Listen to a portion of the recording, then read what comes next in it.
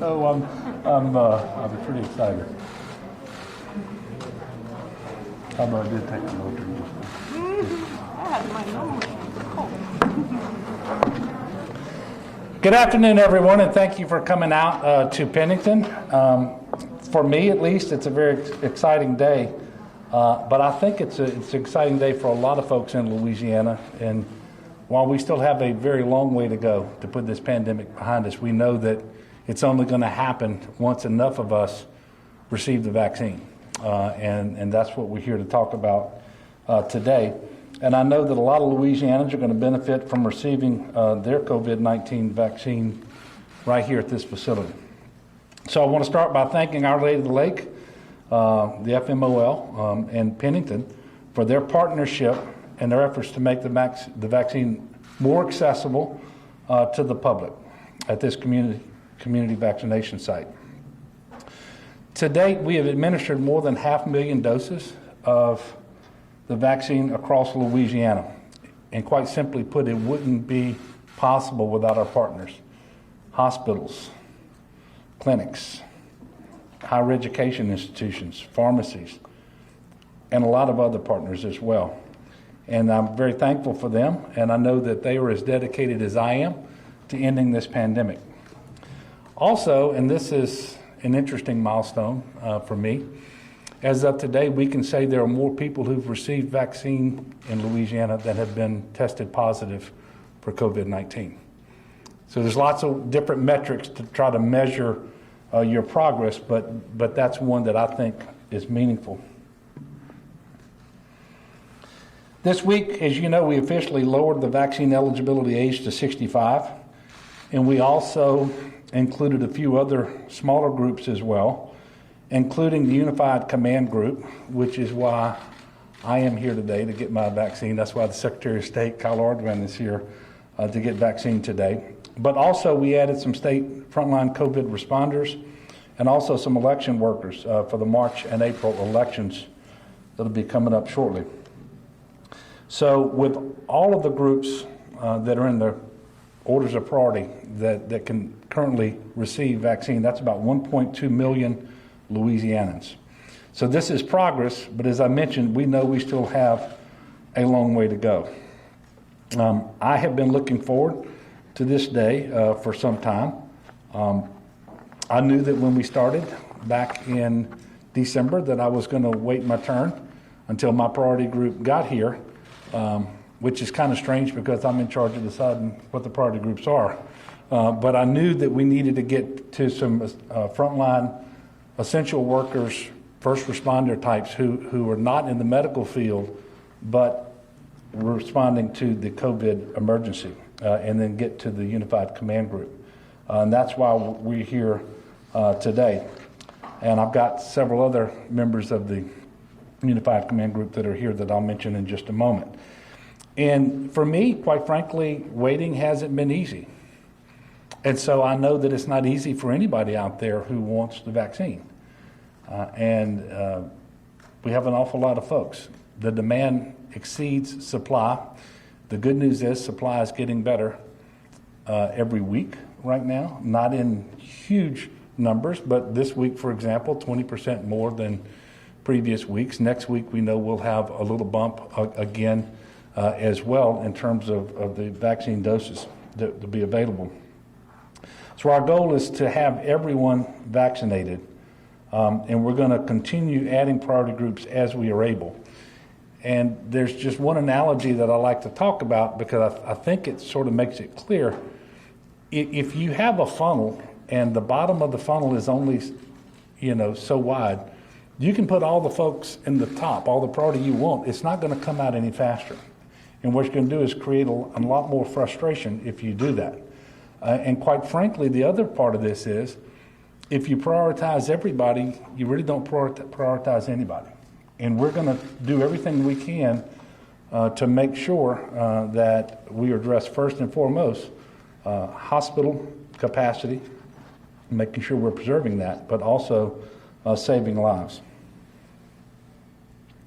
For those who are eligible and may continue to have questions about whether they should get the vaccine, I want to encourage you I have every confidence that the Food and Drug Administration would not have granted the emergency use authorization had these vaccines not been safe and effective. I know that the CDC would not have ratified that had these drugs not been safe and effective. And so I encourage everyone to be vaccinated when you're able to do that. And I'm proud to stand here today alongside Secretary of State Kyle Ordwin. We've got DOTD Secretary Dr. Sean Wilson here with us today, Louisiana Workforce Secretary Ava Dajwa, and DCFS Secretary Marquita Walters, all UCG members who will be receiving a vaccine.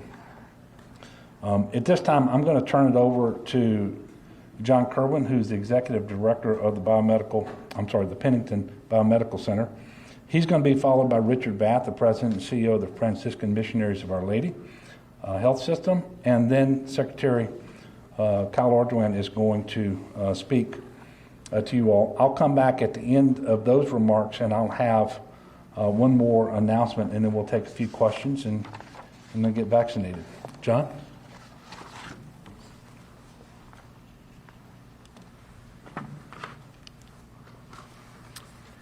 Thank you, Governor Edwards, Dr. Vath, speakers, guests.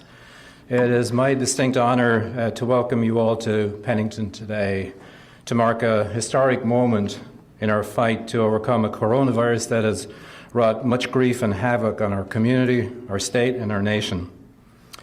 Today, however, is a day of hope.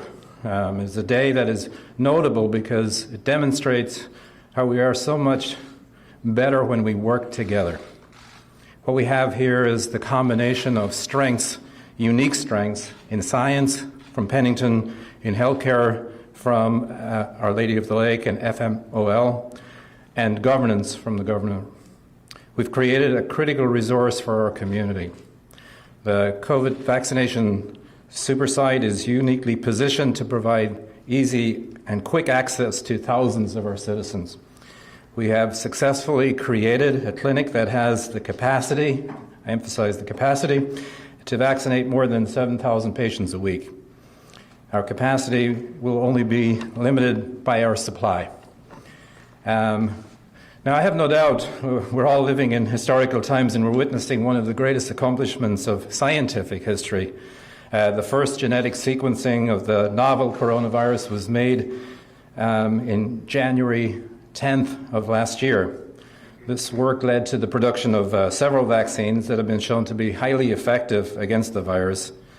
3 of those are available to us today through Moderna, Pfizer, and AstraZeneca. So if we had to have a deadly pandemic, this was a good time for it to arrive. The application of information technology to biology has allowed the world to react to the threat with the speed that we need to overcome what is indeed a massive viral threat to humanity. So that said, I think one of the things that is particularly notable is that the technology that was used to develop these vaccines was developed using university intellectual property and expertise, not unlike the kind of IP and expertise that exists here at Pennington. But now that we've created the vaccine, or now that science has created the vaccine, our challenge as a community, as a state, and as a nation is to administer this vaccine to our citizens expeditiously and equitably, and as quickly as possible. The community COVID vaccination site that we're opening here today, we feel will do just that. There's a couple of other things I'd like to highlight from a COVID perspective, from Pennington perspective, and I would like to say thank you to the governor, when we have him here today, for his support for an initiative that led to the funding of an NIH grant to conduct COVID testing in African American communities here in Baton Rouge. This is a $1.8 million initiative that will provide free SARS-CoV-2 testing to the Black community. This is a partnership with the Mayor's Healthy Initiative in Baton Rouge, and it is funded by NIH. Now, we're all challenged by testing, and the need for testing continues to be essential as we seek to overcome the COVID mutations that are emerging, particularly the more transmissible UK B117 variant, and you've heard about the more resistant South African B1351 and Brazilian variants. We have here at Pennington the capacity to sequence the virus and to be able to provide the data that's needed to identify those variants in the communities that we're testing. And we are offering that service to the state in the fight against COVID. So I'd like to conclude by thanking everybody who has made this clinic possible for your ongoing commitment to the COVID battle. Just know that Pennington will always stand ready, willing, and able to partner with you in order to ensure the health of all the citizens of our community and our state. Thank you, and I would like to hand off to our partner, Dr. Richard Bath from FMOL Health System.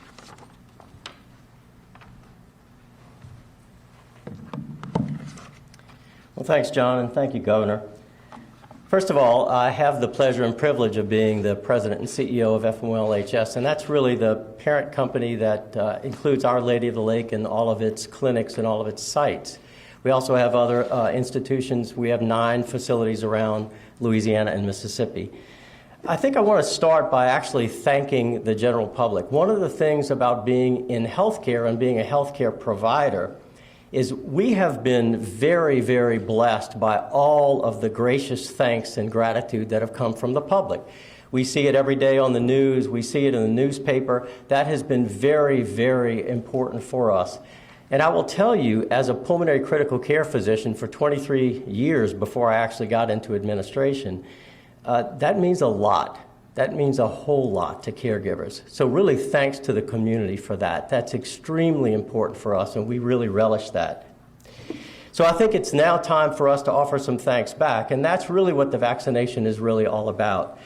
You know, back in December, when it was clear that we would get some vaccines available and started to spread around the country, we began to talk about how we would organize our thought process and our processes around delivering vaccines to as many people as we could. And I made the comment that from a health system perspective, vaccination for coronavirus is clearly the #1 initiative for us in 2021, without a doubt. We'll continue to do the excellent work that we do in caring for people who are desperately sick in our hospitals and our clinics, but this was going to be a big focus for us.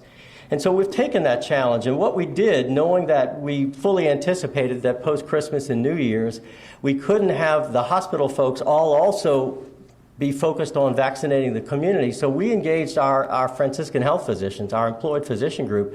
We're the second largest group in the state of Louisiana to try to take over the community vaccination for the community patients and all of those individuals who would fit the demand and the next stages and phases of vaccine distribution. So they've really done a great job. You know, the governor has already said this. As a clinician, there's no doubt that the vaccines are safe. We've looked at this ad nauseum, and you hear many stories that come out all the time about some side effects. We expect side effects. But, you know, in the 35,000 doses or so that we've given within FMOL-HS, we've not had any serious side effects. Many of us have taken the vaccines, and so we really do encourage people to take the vaccines. So really at this point, in, I guess, late December and early January, we started giving vaccines, initially to our healthcare workers, but it was critical that in early January we opened up a couple of sites that were important to us.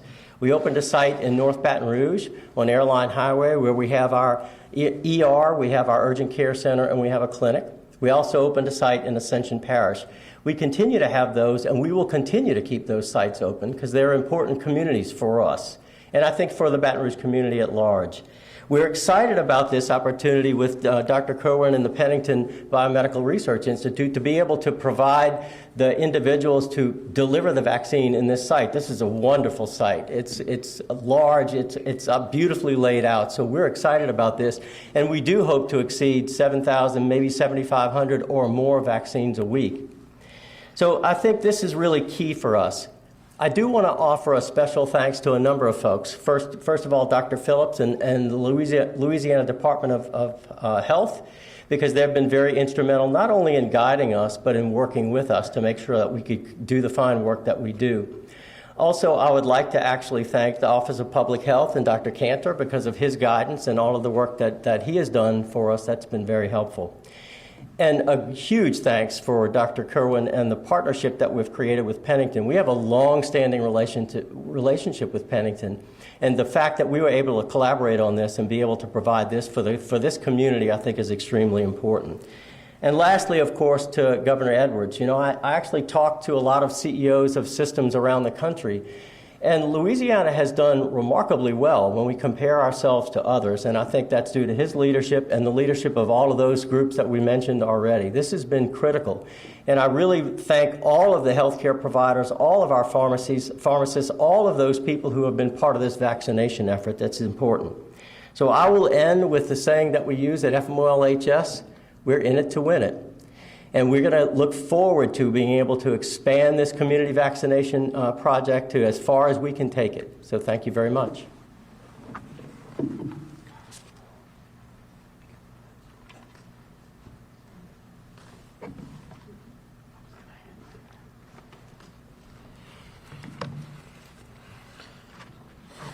Well, thank you all for coming out today. And it's a gratitude fest, I believe. Thanking Our Lady of the Lake, FMOL, and the Pennington Center. I was just looking around the room, Governor, and the last time I was here, there was not a divider, and it was a couple years ago, and it was a fundraiser for a healthcare event. And now we're here talking about how to save the people in our great state. It's an honor to be here with so many heroes fighting on the front line against this deadly disease that has ravaged our state, our nation. I want to start by thanking all those frontline workers. We owe you a debt of gratitude. You are our heroes. I'd like to thank the governor for his leadership during this difficult time. I greatly appreciate his willingness to make election workers eligible for the vaccine. Because of their age, many election workers are already eligible for the COVID-19 vaccine, but those who have not yet crossed that age threshold are still vulnerable. Thanks to the governor, many election workers under the age of 65 will be eligible for this vaccine, greatly increasing their protection and giving us the ability to perform the election like we know we can. Election workers devote countless hours to helping deliver democracy to the voters of Louisiana, and we greatly appreciate their sacrifice and will do all we can to help keep them safe in the course of their duties. Election workers serve a critical purpose and do not receive nearly the credit that they deserve as the boots on the ground for our elections. Louisiana's election worker population mirrors the rest of the state, overwhelmingly elderly. My office continues to work to recruit the next generation of poll workers, and with this, it makes it even more possible to make certain that we're delivering democracy to the people of Louisiana. I want to thank the Secretary Phillips for her and her staff and the help that they've given us in order to make this a reality. These were difficult choices. The governor has done a phenomenal job in determining priorities. And in our numerous conversations about this issue, there was no doubt that there was a lot of discussion, a lot of soul searching that goes into prioritizing different populations in order to have this vaccine.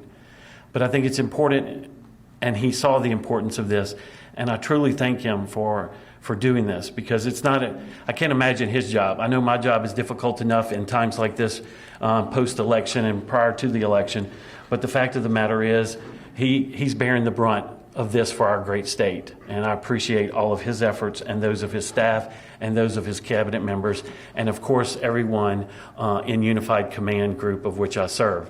We've had a lot to deal with in the last year, and we have more to come, but the light is around the corner. We're beginning to see the options that we have in order to move forward and to be safe. Again, mask is important, and vaccinations lead us to the solution that we need. I urge all of my friends, family, and the people of Louisiana to use this opportunity to get the vaccine. I believe it's safe. We all know that any medication has some side effects, but the reality is without it, we can't survive it. So God bless our great state. God bless the people of Louisiana. God bless our healthcare workers. And God, we certainly thank those who work so hard to bring us the vaccine. Thank you, Governor. Thank you, Kyle and John and Richard. Before we conclude, I did want to give you today's numbers and then make an announcement about the proclamation that expires tomorrow. Today, we report 1,321 new cases on 33,236 new tests. Very sadly, we're reporting 20 additional deaths today, and the total number of deaths is 9,162 in Louisiana since the start of the pandemic. Hospitalizations are at 1,122. That is down 22 from yesterday. And mechanical ventilator usage is up by 2, and we currently have 151 patients across the state on ventilators. Yesterday, as I always do in advance of the expiration of proclamation, we went through the gating criteria with the folks at LDH and the Office of Public Health, and I do have Dr. Joe Cantor with me today if you have questions in just a moment that need to be addressed to him. We were able to go through the gating criteria yesterday, and there has been some progress over the last month or so, and we're very, very thankful for that. The fact of the matter is, though, the baseline numbers remain very high and concerning. Those numbers are percent positive. Those tests that are administered that produce a positive result, but new cases, hospitalizations, we still have twice as many people, for example, with COVID in the hospital as we had over the summer, and then deaths. And then we are also really worried about something that was mentioned a few minutes ago, and that is the new UK variant, the B117 variant of the coronavirus that we know is in Louisiana and spreading.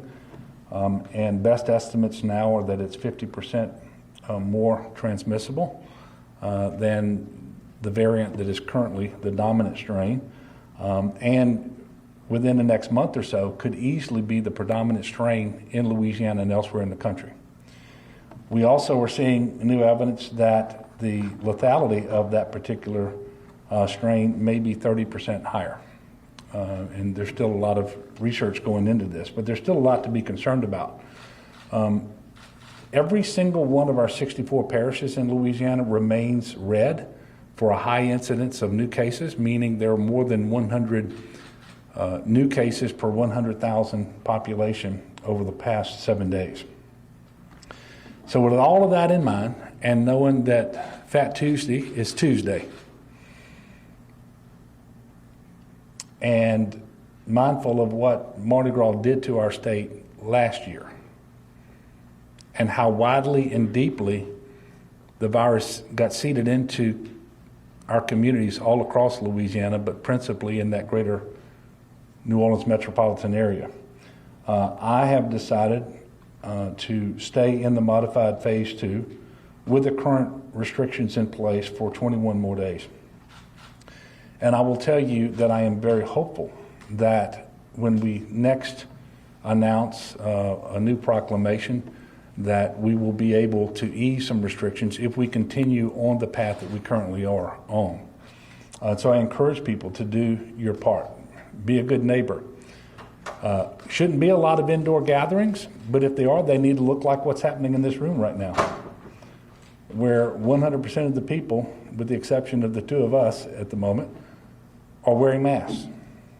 And that is as important after you are vaccinated as it was before.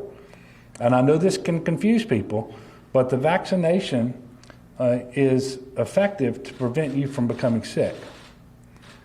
It is not guaranteed to prevent you from becoming infected or infectious. And so you can still spread the virus even though it won't make you sick.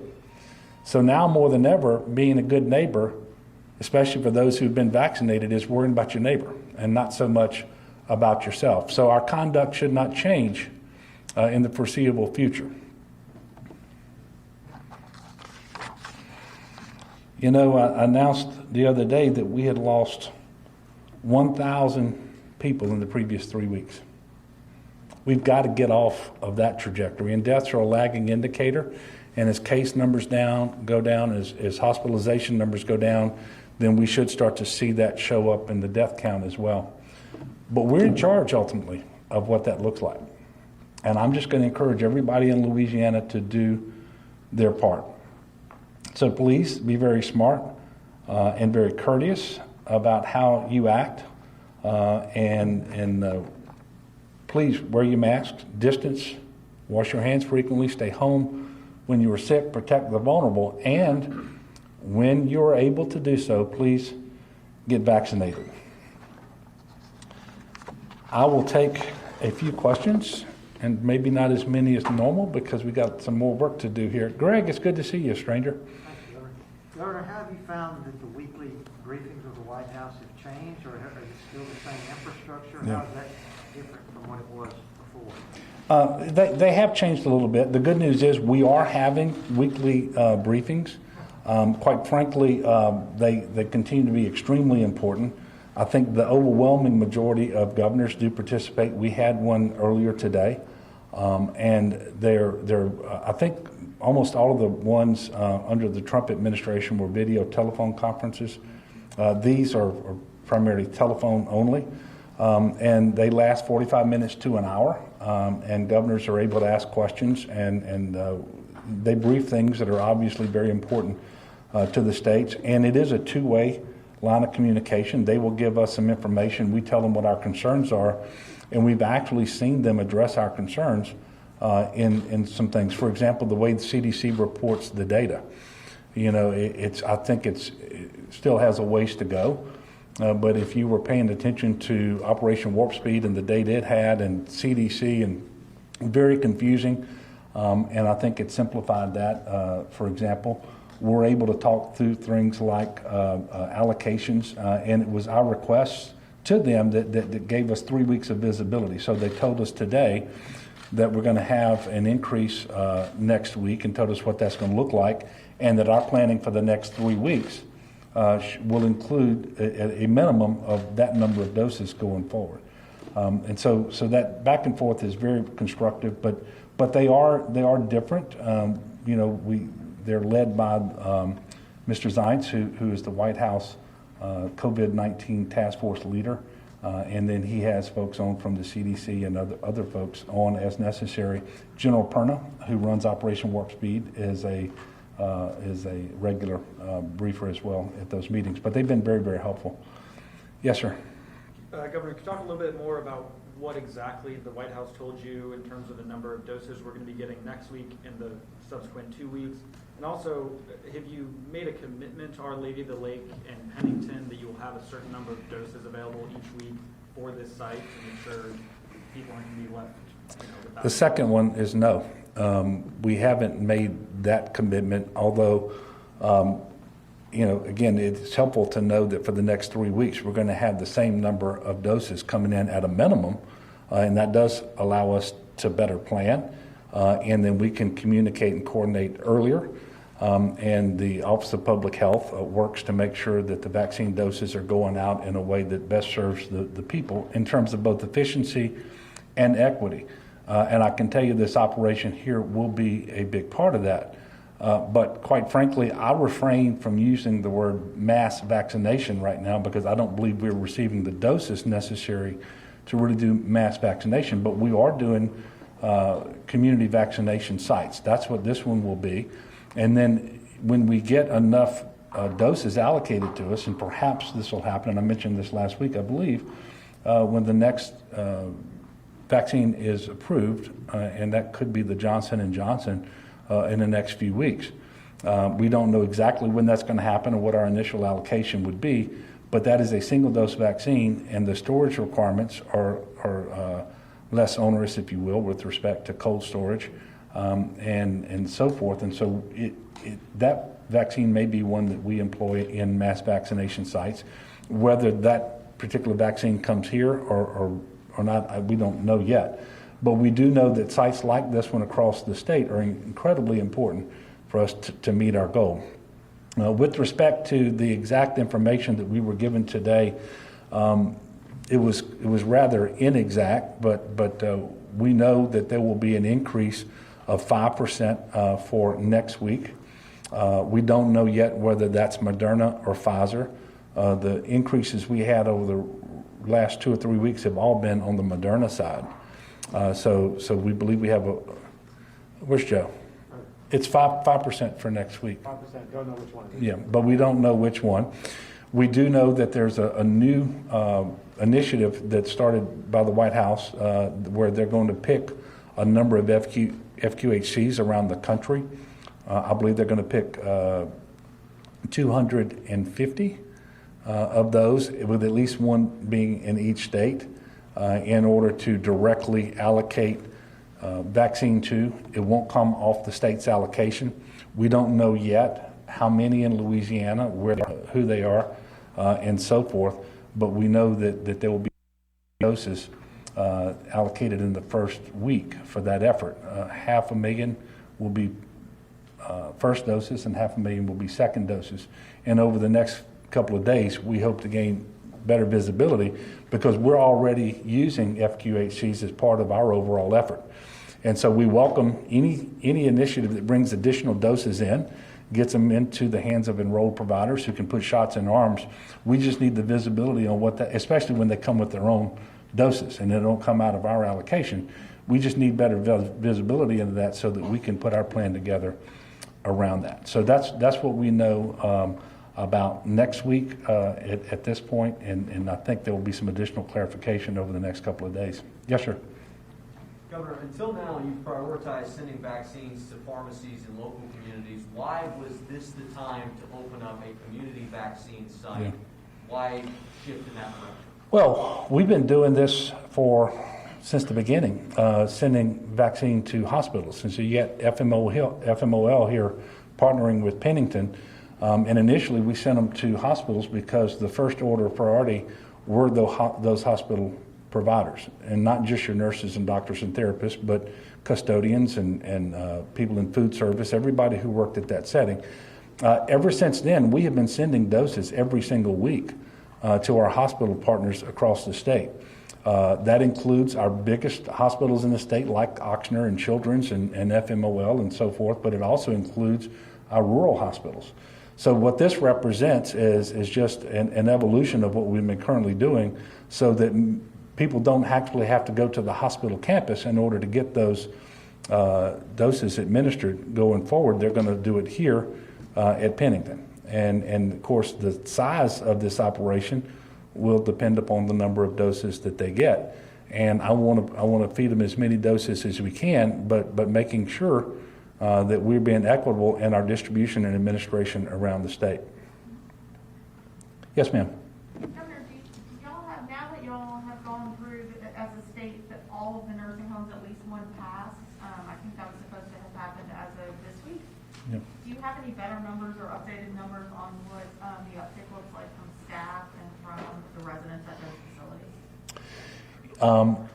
I'm going to ask Joe to come up because I think I know the answer, but in case I'm wrong, come on up, Joe.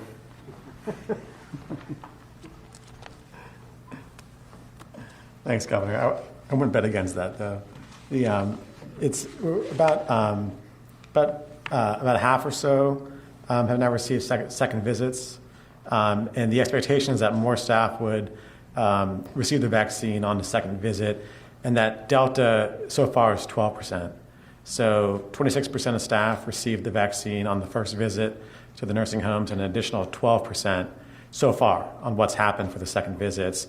So the running total, all told, is 38% of staff uptake. And again, that's with every nursing home having a first visit and about half having a second visit. The residents, we had about 69% take it on the first dose, and some additional ones, somewhere around 8 to 10%, took it additionally on the second pass as well. Dr. Canner, one more Yeah, for you. Sam. We have equal numbers roughly of confirmed cases and people who have received one shot. Not equal. More on the vaccine side, sure. That's right, Sam. But I guess roughly speaking, we have 800, 900,000 people with some degree of immunity now. So I'm wondering at what point, and that doesn't count people who didn't test positive. At what point does this immunity start making a dent in cases and hospitalizations, and particularly as elderly people get the shot? At what point do we expect to see that having an impact, or do you think we're having an impact right now, and that's why we're seeing lower cases and hospitalizations?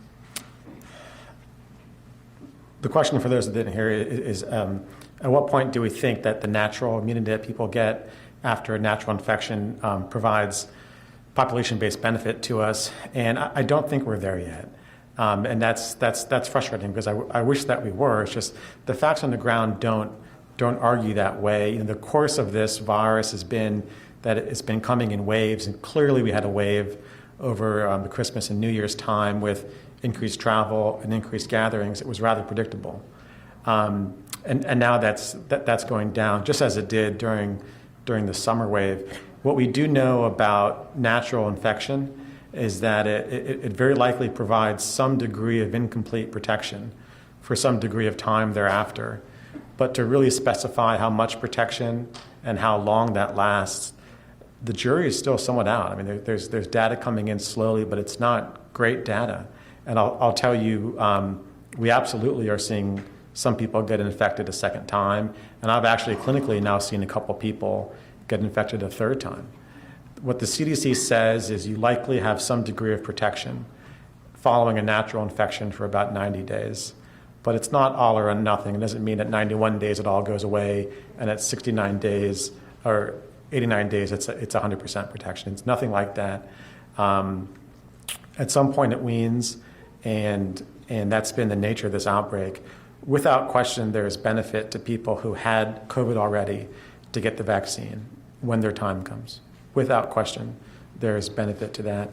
It's possible that the amount of natural infection and now some degree of protection is providing some baseline level of protection in the community, but I would not take much solace in that.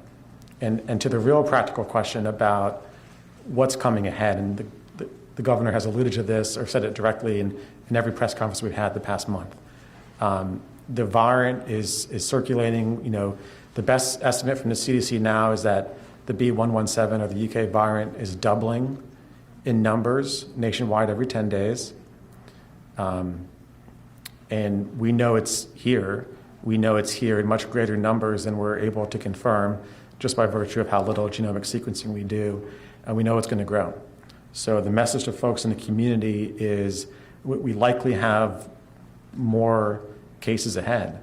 And the focus now needs to be to drive down transmission as much as possible, for as long as possible, before we get into what might be another surge, because the more we drive it down now, the better we're going to be set up to weather an additional surge if it comes.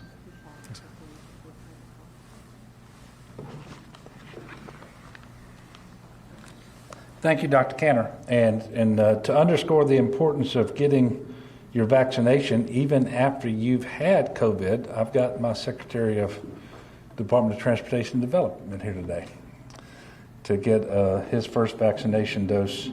And he was one of the very first people in the state to be positive for COVID-19.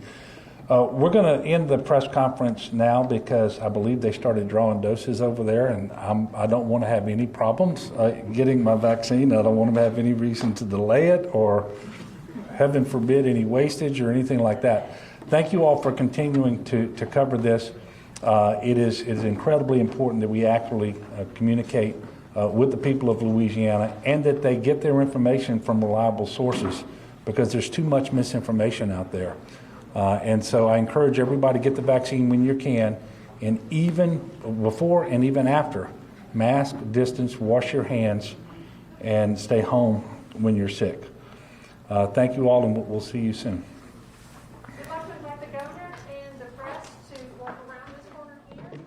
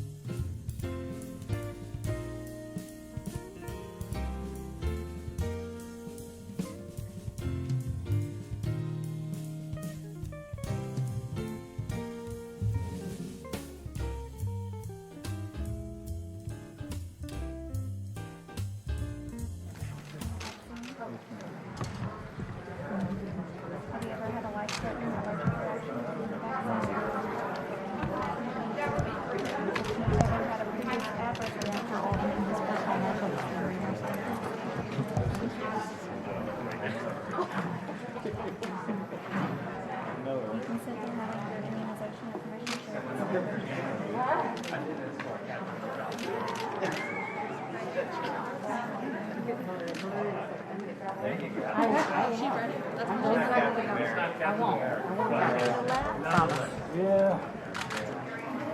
You should have done a few curls before you. He did.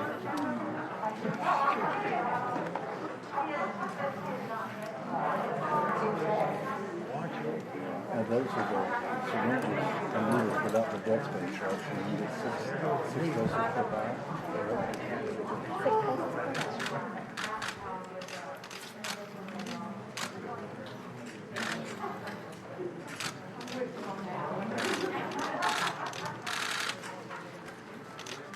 I noticed you do have some pelican socks today. This is my NPR socks, that's But right. they're pelicans, Yep, though. yep.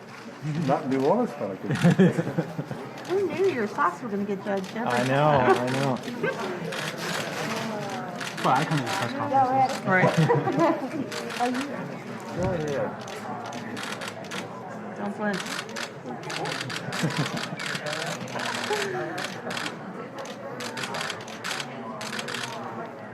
See, the mask is helpful. I don't know whether I was like nervous or Governor, does the vaccine hurt? not any more than any other shot I've ever gotten. Thank you very much, Laura. Appreciate it. And this is mine. You'll bring it back to your second vaccine? But I do it right here. 3 weeks from today. 21 days. Yeah. I'll write the time on here so you can have it, okay? Thank you so much. And your sticker.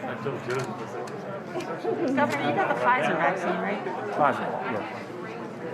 I do. Thank y'all very much for covering this. Thanks, everyone.